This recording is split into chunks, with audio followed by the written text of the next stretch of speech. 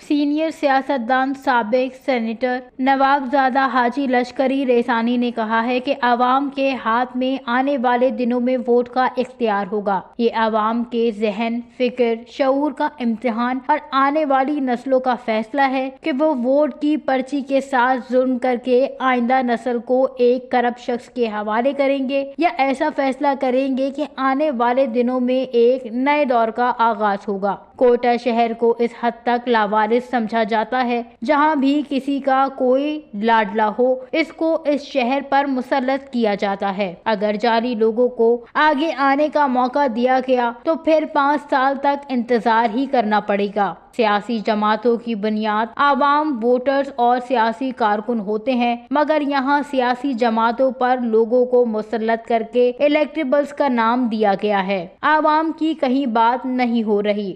انہوں نے کہا کہ میرے اور میرے ساتھیوں کے درمیان ایک طویل مشاورت ہوتی رہی کہ جن غیر سیاسی گروہوں کے خلاف ہم لڑتے رہے ان کو دیگر پارٹیوں میں الیکٹیبلز کے نام سے تقسیم کیا گیا تاکہ صوبے کے اجتماعی معاملات پر خاموشی برقرار رہے۔ انہوں نے نوجوانوں سے مطالبہ کرتے ہوئے کہا کہ وہ حکمت کے ساتھ آنے والے دنوں کا فیصلہ کریں، کوئٹہ اور بلوچستان کی نمائندگی کی شکل میں ایک بہتر فیصلہ کریں گے۔